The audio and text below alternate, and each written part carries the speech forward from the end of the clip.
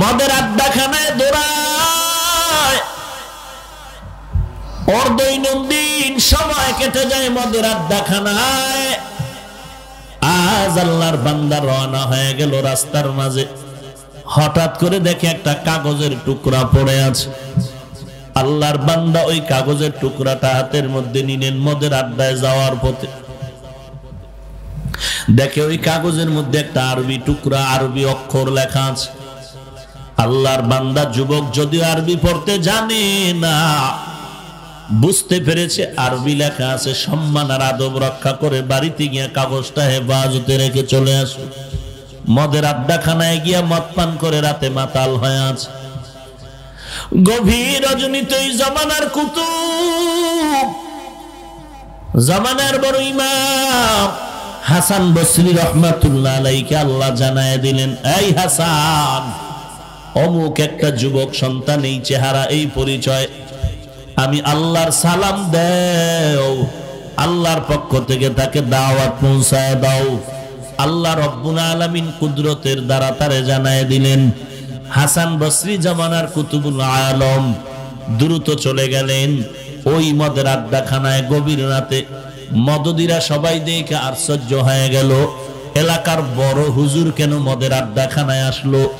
যত বড় সন্ত্রাসী হোক না কেন, যত বড় বদমাশ আর চরিত্রহীন হোক না কেন, এই জমিনের মধ্যে কে কোন টুপিওয়ালা ভালো আর কে স্বার্থপর সন্ত্রাসীরাও ভালো করে চিনে। এই জন্য মাঝে মাঝে ওরা ভালো হুজুরের কাছে যায়, বুজুর্গ ব্যক্তির কাছ থেকে গোপনে দোয়া নিয়ে আসে। যে কারণে এত গজবের দোয়া করে ওদের মাথায় একটাও ভরে না। ভাইরা আমার, আল্লাহর বান্দা যুবক মাতাল হয়ে মদ পান করে মদের আড্ডাখানায় পড়ে আছে। হাসান ডাক দিয়া কয়, আমি এমনি আসি না, এই নামের একটা যুবক ভেতরে আছে কিনা? বলে হা। বলে ডাকো, আমি হাসানের সালাম দিয়া দাও। যখন ব্যক্তির কাছে সালামটা যুবকের কানে দেওয়া হলো, বড় হুজুর হাসান বসরি দরজায়।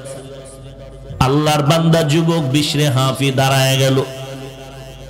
এই বিশরে হাফি দাঁড়াইয়া দৌড়ায় গেল একটু ফ্রেশ হইয়া আল্লাহর ওলির কাছে সালাম দিলেন। হযরত, আপনি কেন আসছেন? বলে তুমি নাকি বিশরে হাফি? বলে হ্যাঁ। বলে আমার হাতের সাথে হাতটা লাগাও। হাতের সাথে যখন হাতটা লাগাইলো, অ্যাকশন শুরু হয়ে গেল। এই মুমিনের দল, দুনিয়ার সব বিশ্বাস করো, আকামও বিশ্বাস করো, আখিরাত বিশ্বাস কেন করো না? একটা শিশু বাচ্চা আমার কাছে আইসা বলে, হাফিজ ভাই, লোক বাচ্চাটা অসুস্থ, একটু দম করেন, ফু দেন। কেন কেন ডাক্তার দেখান না? বলে দেখাইছি। বলে মুখ দোষ, বদ নজর, খানা নাই, রুচি নাই, মাথা নষ্ট হয়ে গেছে, দিন দিন শুকায় যায়। একজনে বলে একটু পানি পরা দেন। কেন? বলে গাবিতে আগে 20 কেজি দুধ হইতো, এখন 5 কেজিও হয় না, বদ নজর। এই অবস্থা সমাজে আছে না নাই? এই যে বারবার বলে বদনজর বদনজর, কোন ব্যক্তির বদনজর? খতিব সাহেবের বদনজর না, না, সমাজের সবচাইতে বড় গুন্ডা, বড় বদমাশ গাঞ্জাখোর, ওর বদনজরে যদি গাছের ফলের মধ্যে গজব হয়, ওর বদনজরে যদি গাভীর দুধ কমে যায়, রিয়াকশন হয়। একজন তাহাজ্জুদওয়ালা আল্লাহওয়ালা যদি একটা গুনাহগারের দিকে নেক নজর দেয়, কেন অ্যাকশন হবে না? হ্যাঁ, ওইটা বিশ্বাস করো, ওইটা করো না কেন? হাসান বসরি জামানার কুতুবুল আলম বিশরে হাফির হাতটা ধরে যখন নেক নজরে তাকাইছেন, অ্যাকশন শুরু হয়ে গেল। এই বিশরে হাফি, তুমি এমন কোন ভালো কাজ করছো নাকি যে কাজের দ্বারা আল্লাহ খুশি? বলে না, করি নাই। বলে খেয়াল করে দেখো। বলে হ্যাঁ, আজকে মদের আড্ডাখানায় আসার পথে রাস্তার মাঝের মধ্যে একটা সাদা কাগজ পেলাম, কাগজে আরবি লেখা। কই? বলে বাড়ি চলো। বাড়ির মধ্যে গিয়া তাকায় দেখে ঘরের থেকে ঢুকিয়া কাগজটা এনে হাসানের হাতে দেওয়ার পর হাসান বসরি তাকায় দেখেন আল্লাহ তাআলার ইসমে আজম লেখা ওই কাগজ। আল্লাহর নাম লেখা কাগজ। হাসান বলল রে ও বিশরে হাফি, তোর কপাল ভালো, আল্লাহ খুশি হয়ে গেছে তোর উপরে, তওবা কর। বিশরে হাফি এখন তওবা করে পুরা আল্লাহর খাস বান্দা হচ্ছে। হাসান বসরির সোহবতে থাকিয়া এমন একজন ওলিয়ে কামেল হয়ে গেল। এখন বিশরে হাফি জমিনের মধ্যে জুতা পায়ে দিয়া ঘুরে না, কারণ জমিন পাক যেখানে সেজদা দিবে ওখানে কবুল। অতএব আমি জুতা পায়ে দিয়া জমিন না পাক করতে রাজি না, বেয়াদবি করব না। এর নাম আদব, এর নাম আদব। ভাইরা আমার, এই বিশরে হাফি জমানার এমন একজন বুজুর্গ খাতায় নাম উঠে গেল। তার যুগে একজন ওলিয়ে কামেল, জমানার একজন ফকিহুল উম্মাহ ইমাম আহমদ বিন হাম্বল রাহমাতুল্লাহ আলাইহি। ইমাম আহমদ বিন হাম্বল, তার দরবারে হাজার হাজার ছাত্র ইলম নিচ্ছে, কিতাব পড়তেছে, হাদিসের ক্লাস করে। হঠাৎ করে একদিন বিশরে হাফি আহমদ বিন হাম্বলের দরওয়াজায় দাঁড়ায় গেল। আহমদ বিন হাম্বল ইলমের লাইনে মহাসাগর। তিনি বিশরে হাফিকে দেখে সম্মানের দরজা খুলে দিলেন, আদব রক্ষা করে সম্মান করলেন, আপ্যায়নের ব্যবস্থা করলেন। এরপরে তিনি যখন চলে যায়, ছাত্ররা জিজ্ঞেস করলেন, হযরত এই লোকটার নাম কি? বলে বিশরে হাফি। এই হাফি নাম শুনি নাকি বুজুর্গ, কিন্তু এলেম তো বেশি নাই, আপনি এত সম্মান কেন করলেন? আহমদ বিন হাম্বল ইলমের দরজা দিয়া জবাব দিলেন, মান তাওয়াযা লিল্লাহ রাফাআহুল্লাহ।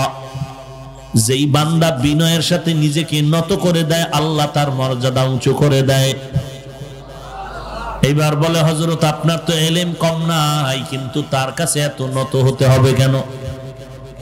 আমরা দেখব বিশরে হাফি এত বড় বুজুর্গ, একটু দেখি পরীক্ষা করে কি আছে তার মধ্যে। আহমদ বিন হাম্বল বললেন, খবরদার, বেয়াদবি যেন না হয়, ধ্বংস হয়ে যাবে।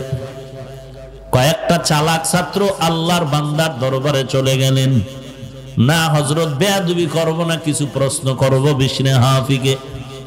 ছাত্ররা চলে গেল বিশরে হাফির খানেকা। আদবওয়ালা সন্তান।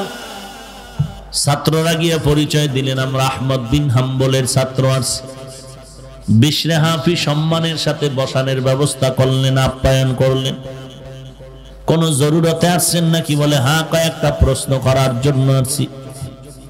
বলেন। এক নাম্বার প্রশ্ন হলো, হযরত আপনারা তো সুনাম সুখ্যাতি শুনতেছি, বলেন নামাজের মধ্যে যদি কেউ অজীব তরক করে তখন তার কি করতে হবে? বিশরে হাফি বললেন, রে ভাই, আপনারা তো আহমদ বিন হাম্বলের ছাত্র, এই প্রশ্নের জবাব আমাকে চান কেন? আমি তো ইলমওয়ালা না। তবে যেহেতু আসছেন, আমার জবাব নেন। জবাব হলো, এক নাম্বার, আহমদ বিন হাম্বল যদি এই প্রশ্নের জবাব দেয়, কিতাব খুলিয়া বলবে সিজদায়ে সাহব করো, আদায় হয়ে যাবে। আর আমি বিশরে হাফিকে যদি বলেন আমি তাকওয়ার দরজা দিয়া জবাব দিব, তোমারে আগে মারতে হবে, খোদার দরবারে দাঁড়াইয়া কেন ভুল করেছো? हर के दार खौफ हक दर दिल मदाम जन्नातुल मअवा बेहद उरा मकाम जुज़्बा हक चीज़े मखाज इंसुजा फजले उआ मस्त दर जुमला जहा इन्ना अक्रमकुम इंदल्लाहि अत्काकुम। আল্লাহ বলেন আমার কাছে দামি ওই ব্যক্তি যার মধ্যে থাকবে তাকওয়া। ছাত্ররা কয় হযরত আরেকটা প্রশ্ন বলেন মাল যদি নিসাব পরিমাণ হয় যাকাত দেওয়া লাগবে? বলে হ্যাঁ লাগবে। কি পরিমাণ? বিশরে হাফি বলে যদি আহমদ বিন হাম্বলকে জিজ্ঞাসা করেন তিনি কিতাব খুলে জবাব দিবেন 40-এর 1 ভাগ দান করে দাও। আর আমি বিশরে হাফিকে যদি প্রশ্ন করেন আমি জবাব দিব আল্লাহর দেওয়া মাল সব আল্লাহর পথে দিয়া দাও। হিসাবের দরকার নাই। যুদ্ধে যাবে আমার নবী ঘোষণা করলেন, যার যা আছে দান করো।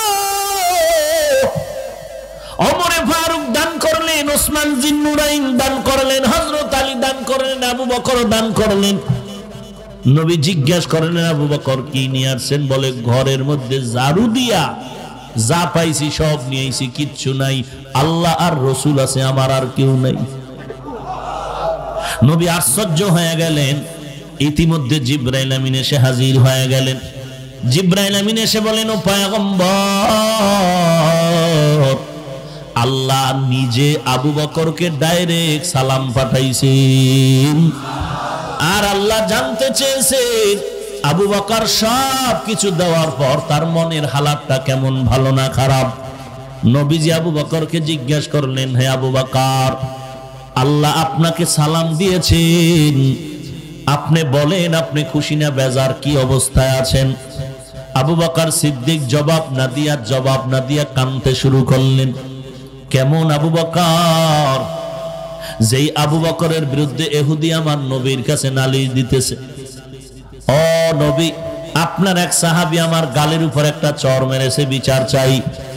নবী মনে মনে ভাবলেন, এই কামটা বুঝি ওমর করেছে, কারণ ওমরের কথার আগে তরবারি দৌড়ায়।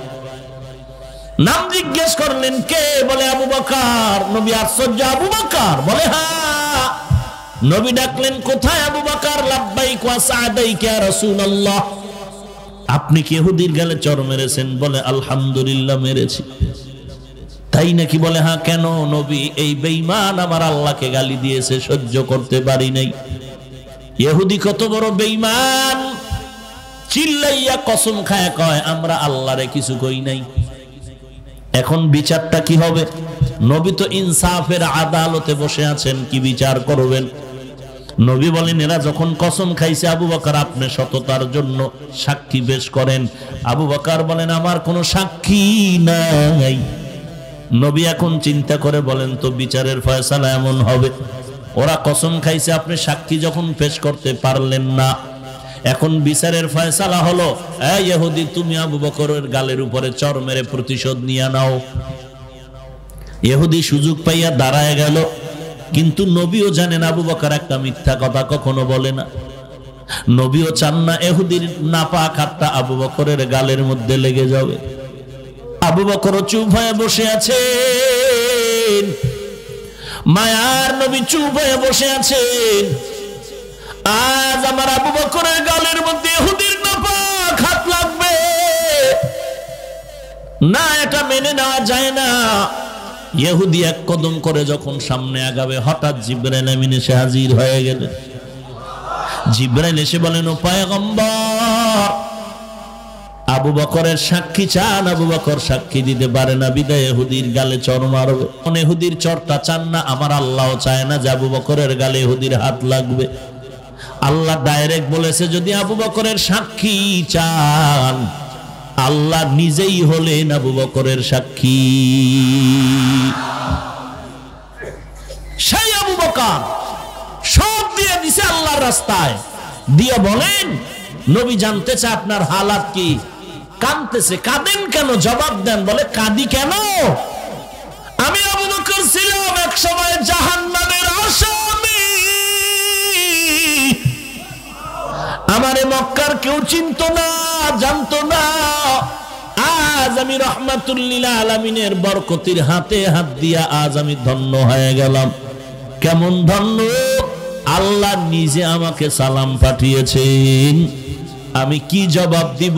আনন্দের কান্না কান্না করতেছি। বিশরে হাফি বলেন, 40 ভাগার 1 ভাগার ভাগ নাই, খোদার দেওয়া সম্পদ খোদার রাস্তায় দিবি, কোনো হিসাব নাই, দিতে থাক। আর তাকওয়া হাহুনা।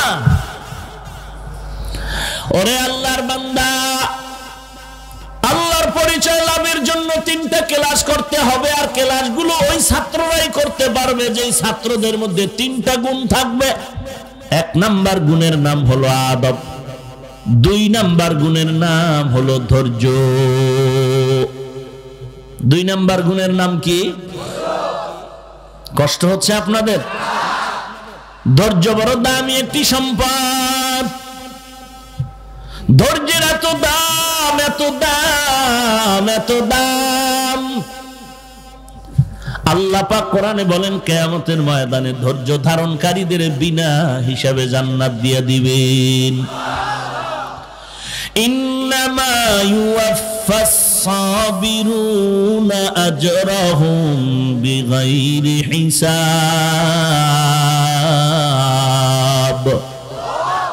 বেগাইরে হিসাব ধৈর্য ধারণকারীদের আল্লাহ জান্নাত দিয়ে দিবেন। আল্লাহর নবী বলেন ক্বালান নবিয়্যু সাল্লাল্লাহু আলাইহি ওয়া আলিহি ওয়াসাল্লাম মান ইউরিদিল্লাহু বিহি খাইরান ইউসিব মিন। আল্লাহ যার খায়ের ভালাই মঙ্গল চান তাকে আল্লাহ মুসিবতের দ্বারা ধৈর্যের পরীক্ষা করবেন। ওয়ালা নাবলুওয়ান্নাকুম বিশাইইন মিনাল খাউফি ওয়াল জু'i ওয়া নাকসিম মিনাল আমওয়ালি ওয়াল আনফুসি ওয়াস সামারাত ওয়া বাশশিরিস সাবিরিন। আল্লাহ বলেন পাঁচটা জিনিসের মাধ্যমে আমি মুমিনের পরীক্ষা করব। পুঁজি লাগবে, ধৈর্য না হয় পাশ করতে পারবা না।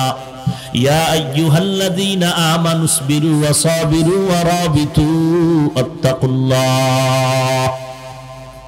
ওরে বান্দা ধৈর্য ধারণ করো, ধৈর্যের উপরে মজবুত হয়ে থাকো। এই ধৈর্য আবার তিন ভাগে ভাগ করা আছে, লম্বা আলোচনা। এরে নবীর উম্মতের দল ধৈর্যের পাহাড় কায়েম করে গেলেন ইব্রাহিম নবী আর ইসমাইল আলাইহিস সালাম। ধৈর্যের দৃষ্টান্ত কায়েম করলেন ইমামে আজম আবু হানিফা। ধৈর্যের দৃষ্টান্ত কায়েম করলেন রাহমাতুল লিল আলামিন। ধৈর্যের দৃষ্টান্ত কায়েম করলেন আল্লাহর পয়গম্বর আইয়ুব আলাইহিস সালাম। আইয়ুব নবীর টাকা পয়সার অভাব নাই, সন্তানের অভাব নাই। শয়তান দেখিয়া মাথা গরম, কিন্তু আইয়ুব আলাইহিস সালাম এমন ভাবে একটা শিডিউল করে নিলেন যে একটা সেকেন্ডও যেন আমার ঘরে আল্লাহর জিকির ছাড়া খালি না যায়। আমি একটু কিতাব পড়ব, জিকির করব, এরপরে তুমি, এরপরে তুমি, এরপরে তুমি, এইভাবে ভাগ করে দিলেন। শয়তানের মাথা গরম হয়ে গেল, এত ইবাদত করবে আইয়ুব, এটা কেমনে হয়? আল্লাহ গো, তোমার আইয়ুব তো সন্তানের মায়ায় পড়িয়া ইবাদত করে, তোমার আইয়ুব তো সম্পদের মায়ায় পড়ে ইবাদত করে। আল্লাহ কয় না, আইয়ুব যে ইবাদত করে একমাত্র আমি আল্লাহর মোহাব্বত নিয়ে ধৈর্যের সাথে ইবাদত করে। বলে না না, কয় দেখ আমি পরীক্ষা করি। সম্পদগুলো আগুন দিয়ে জ্বালায় দিলেন। আইয়ুব নবীর কাছে গিয়ে ইবলিস কয় আইয়ুব আর আল্লাহকে ডেকে লাভ নাই, কারণ তোমার সব সম্পদগুলো আগুনে পুড়িয়া ছাই। আইয়ুব নবী মোনাজাত দিয়ে কয় আলহামদুলিল্লাহ। ইবলিস কয় নাউজুবিল্লাহ, বলবা আলহামদুলিল্লাহ কেন? আইয়ুব নবী ডাক দিয়া কয় আলহামদুলিল্লাহ বলার কারণ আল্লাহ পাক রব্বুল আলামিন সম্পদ দিয়েছেন, কিন্তু এই সম্পদের টেনশনে ইবাদত করতে বড় মারাত্মক ব্যাঘাত হতো। আজকে আমার সম্পদও নাই, ইবাদতে কোনো টেনশনও নাই। আর কে দারাত খৌফে হাকদার দিল মাদাম জান্নাতুল মাওয়া দেহদ উরা মাকাম। সম্পদও গেল, সন্তানও গেল। ইবলিস কয় মানি না। আল্লাহ কয় আরো পরীক্ষার মধ্যে ফালায় দিতেছি, তাকায় দেখ। কুররাতুল ওয়াইজিন নামক কিতাবের মধ্যে বিস্তারিত ঘটনা লেখা আছে, তাফসীরের মধ্যেও আছে। আইয়ুব নবীকে বিছানায় ফালায় দিলেন আমার আল্লাহ, শরীরের মধ্যে কীড়া পোকায় ধরে গেল। এলাকার মানুষ ঘর বাড়ি ছেড়ে যায়। আইয়ুব নবী একদিন তাকায় দেখে তার জিহ্বার মধ্যে পোকায় ধরেছে। এতদিন আইয়ুব নবী জিহ্বা নাড়ায় নাড়ায় আল্লাহর জিকির করত, দিলটা ঠান্ডা হয়ে যেত। আজ আইয়ুবের চোখের কোঠায় পানি। আল্লাহকে ডেকে বলেন ও দয়ার মালিক, এতদিন আমি এত অসুস্থ, খাইতে পারি না, তবে তোমার জিহ্বা দিয়ে যখন তোমার নাম ডাকতাম আমার ক্ষুধার তৃষ্ণা মিটে যেত। আজকে আমার জিহ্বার মধ্যে পোকা, আমি কেমন করে তোমার নাম স্মরণ করবো রে মালিক?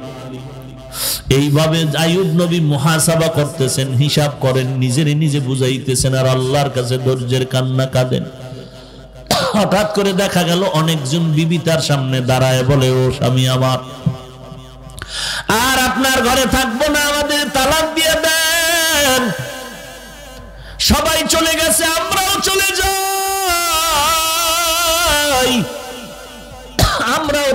চাই না।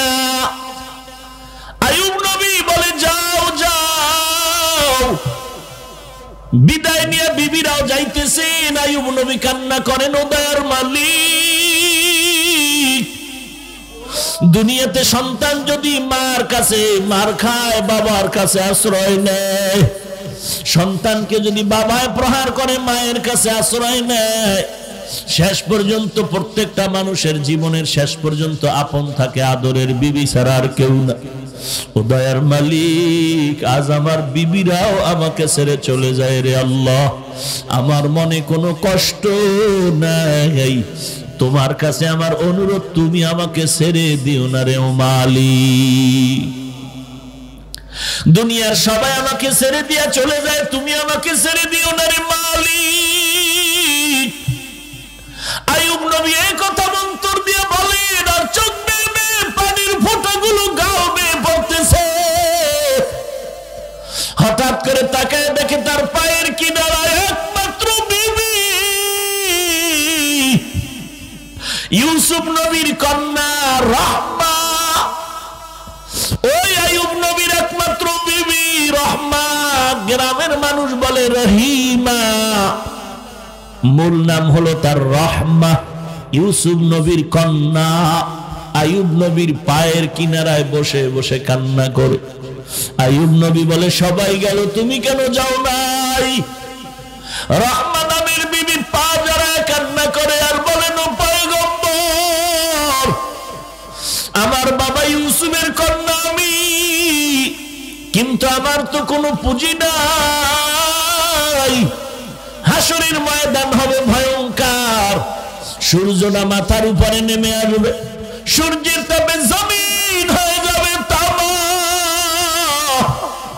একদিকে জাহান্নামের আওয়াজ, অপরদিকে আমার আল্লাহ তাআলার রাগান্বিত আওয়াজ, লিমানিল মুলকুল ইয়াউম লিল্লাহিল ওয়াহিদিল কাহ্হার। এমন পরিণাম ফল হবে ওই কিয়ামতের মাঠ, সূর্যের তাপে গুনাহগারের মাথার মগজগুলো টাস টাস করে ফেটে যাবে, পেটের নাড়ি বুড়ি পায়খানার রাস্তা দিয়ে পড়ে যাবে। ওই কিয়ামতের ময়দানে আসামির কান করে যদি আমাকে আল্লাহ ডাক দিয়া বলে, রে রহমা, কি নিয়ে আসছো? নাজাত পাওয়ার জন্য আমি ওই দিন আল্লাহর কাছে এতটুকু যদি বলতে পারি, ও দয়ার মালিক, নাজাতের কোনো পুঁজি আমার নাই, তবে আমি তোমার আদরের নবী আইয়ুব নবীর একজন স্ত্রী, আল্লাহ নবীর উপরে দয়ার নজরে তাকাইবেন, আর আল্লাহ হয়তো আমাকেও তার বিনিময়ে মাফ করে দিতে পারে। ও নবী, আপনার খেদমতে আমার জীবনটা আমি কোরবান করে দিব রে নবী। এরে পর্দার আড়ালের মা, তুমিও মা, আইয়ুব নবীর বিবি রহমাও একজন মা। ওরে খাজা মঈনুদ্দিনের মা, ও মা, তুমিও মা। মুজাদ্দিদ আল ফিসানির মা, ও মা, তুমিও মা। আলেম হাফেজের মা, ও মা, তুমিও মা। এই বৃষ্টির মাঝে বয়ান শুনতে আসো, আমি হাফিজুর রহমানের মা, ও মা, তুমিও মা। এরে আম্মা জানেরা, মনটা কি চায় না একজন আলেমের মা হয়ে কবরে যাবেন? ওই সন্তান আপনার জানাজার ইমামতি করবে, কবরের কিনারায় গিয়া সন্তান মধুর লাহানে আল্লাহর কোরআন তেলাওয়াত করে দোয়া করবে। এর থেকে কি চাও রে মা? কিসের টাকা, কিসের বাড়ি গাড়ির পাগল হয়েছ? স্বামীর খেদমত করো, কোরআন তেলাওয়াত করো, ধৈর্যের সাথে জীবনটা গড়ো, সন্তানগুলোরে আদর্শ মানুষ বানাও, আল্লাহর পরিচয় নিয়ে আল্লাহর গোলামিতে জীবনটারে বিলায়া দাও। আমার মা চাচিদেরকে জীবনে তো দেখলাম না, আমার মা চাচিরা দিনের বেলা বেড়াইতে গেছে, মার্কেটে যাওয়া তো দূরের কথা, রাতের বেলা কোথাও যদি যাইতেন, রাতের বেলাও হাত মোজা পা মোজা লাগায় বোরকা পরে যাইতেন। এরে পর্দার আড়ালের মা, অনুরোধ করে বলি, একজন আলেম হাফেজের মা হয়ে কবরে যান, গুনাহ নিয়ে কবরে যাইয়েন না রে মা। আল্লাহর কোরআন মিথ্যা মনে করিয়েন না, আল্লাহর নবীর কথা মিথ্যা মনে করিয়েন না রে আম্মা জান। নতুন শাড়ি পরিয়া কত আনন্দের মিছিল দিয়ে আপনি স্বামীর ঘরে আসছেন, এমন একটা সময় আপনার জন্য অপেক্ষা করে, সাদা কাপড়ের প্যাকেট হয়ে আপনি কবরের দেশে চলে যাবে। বাচ্চাগুলো তখন মা মা বলে চিল্লাইবে, মা তোমার জবান আর খুলবে না, আর জবাব দিতে পারবেন না রে মা। আল্লাহর কাছে দোয়া করেন, তওবা করেন। এ যুবক, তোমার মতো যুবক দাড়িওয়ালা নামাজি স্কুল কলেজে পড়ে, অভাব নাই, তুমি কেন পারো না? তোমার আমার মতো যুবক রে আবার পুলিশের চাকরি করে, নামাজ বাদ দেয় না, অভাব নাই, তুমি কেন পারো না? আল্লাহর কাছে দোয়া করে তুমিও তওবা করো। হে মালিক, এই ময়দানে আমার মতো গুনাহগার কেউ নাই, তোমার আমার গুনার খবর মা জানলে মা সন্তান বলে পরিচয় দিতেন না। ওই গুনার খবর আল্লাহ জানিয়ে তারায় দেয় না। তওবা করো হে মালিক, জীবনে আর নামাজ ছাড়বো না, মা বাবারে কষ্ট দিব না, আলেম ওলামাদের বিরোধিতা করব না, দেশের বিরুদ্ধে জাতির বিরুদ্ধে ষড়যন্ত্র করব না। করে দেন যারা লেখাপড়া করে কামিয়াবি দান করেন আল্লাহ, যারা পরীক্ষার্থী পরীক্ষায় কামিয়াবি দান করেন আল্লাহ, সকলের দিলের নেক আশা নবীজির মহব্বতে পূরণ করে দেন। আয় আল্লাহ, 5 ওয়াক্ত নামাজি বানায়া দেন। আপনার মারিফত পরিচয় আমাদের দান করেন, বেশি বেশি নেক আমল করার তৌফিক দান করেন। আয় আল্লাহ, নবীজির রওজা বাইতুল্লাহ জিয়ারতের তৌফিক দান করেন। বাংলাদেশ শান্তির দেশ বানায়া দেন। ইসলামের জন্য, দেশের জন্য যারা জীবন দিল তাদের মাফ করে দেন। প্রশাসনিক ভাবে যারা কাজ করে তাদেরকে দিনদার বানায় দেন। আমাদের দিন থেকে দিয়া হাসাদ কিবির দূর করে ইখলাস দান করেন আল্লাহ। আল্লাহ, মুখালিফের মুআফিক বানায় দেন। ইসলামের ব্যানারওয়ালা মুনাফিক থেকে হেফাজত করেন আল্লাহ। ঈমান ও আমল মজবুত করে দেন আল্লাহ। আমরা যারা হাত তুলেছি অনেকের মা নাই, বাবা নাই, মেহেরবানি করে সবার কবর জান্নাতের বাগান বানায় দেন। যারা বেঁচে আছেন দীর্ঘ নেক হায়াত দান করেন। আয় আল্লাহ, সুস্থতার নিয়ামত বাড়ায়া দেন, ইলমে আমলে বরকত বাড়ায়া দেন, ইখলাসওয়ালা জিন্দেগি দান করেন, তাকওয়ার উঁচু মাকাম দান করেন আল্লাহ। উম্মতের মাঝে মাকবুলিয়াতের মাকাম উঁচু করে দেন আল্লাহ। দাইমি ভাবে নিয়ামতকে কবুল করে নেন। আওয়াজের ভিতরে ইখলাস রুহানিয়াত বাড়ায় দেন আল্লাহ। আয় আল্লাহ তাআলা, সমস্ত মসজিদ মাদ্রাসাগুলো কবুল করে নেন। অন্যান্য শিক্ষা প্রতিষ্ঠানগুলো নবীজির আদর্শওয়ালা বানায় দেন। আমাদের সবাইকে এক মনে হকের পক্ষে কাজ করার খাদেম হয়ে তৌফিক দান করেন।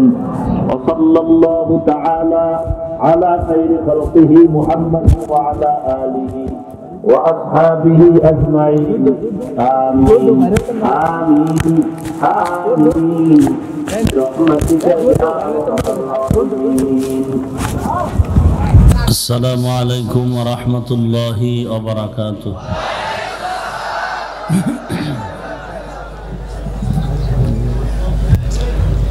الحمد لله الحمد لله الذي جعل الشمس والقمر بحسبان والنجم والشجر يسجدان وفضل زمانا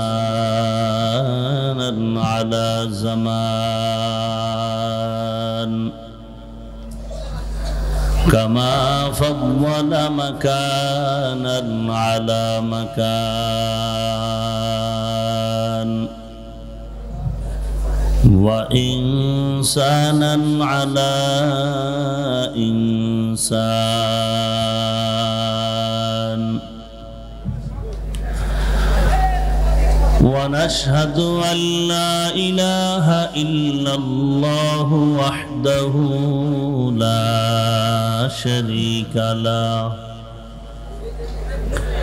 لا ضد له ولا ند له ولا مثل له ونشهد أن سيدنا وسندنا وحبيب ربنا وطبيبنا وطبيب قلوبنا ومولانا محمدا عبده ورسوله صلى الله تعالى عليه وعلى آله وأصحابه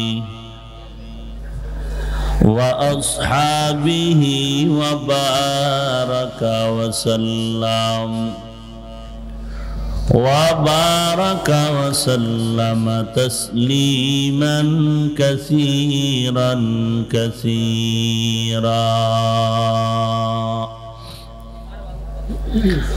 الذي أرسله الله تعالى بالحق بشيرا ونذيرا وداعيا إلى الله بإذنه وسراجا منيرا أما بعد فأعوذ بالله من الشيطان الرجيم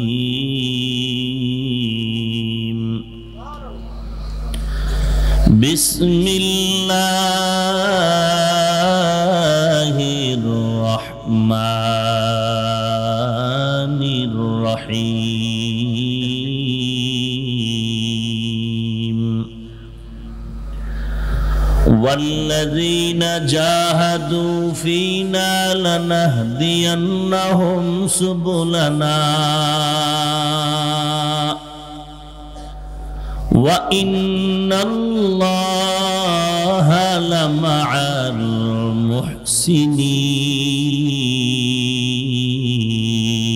المحسنين. وعن أنس رضي الله تعالى عنه عن النبي صلى الله عليه وآله وسلم فيما يرويه عن ربه عز وجل إذا تقرب العبد إلي شبرا تقربت إليه ذراعا وإذا تقرب إلي ذراعا تقربت منه باعا وإذا آتاني يمشي أتيته هرولتان أو كما قال النبي عليه الصلاة والسلام.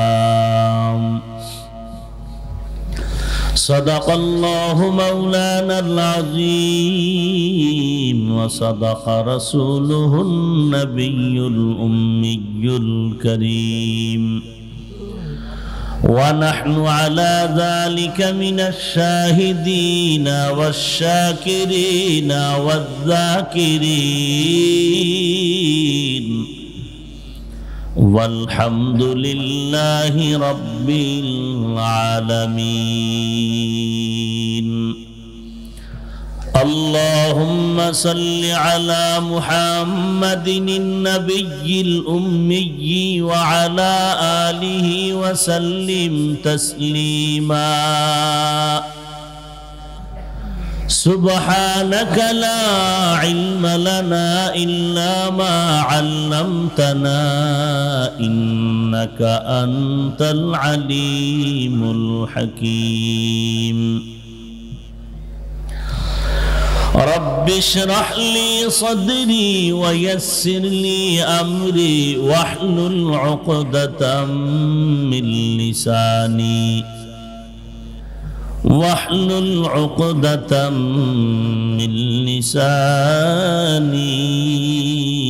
يفقه قولي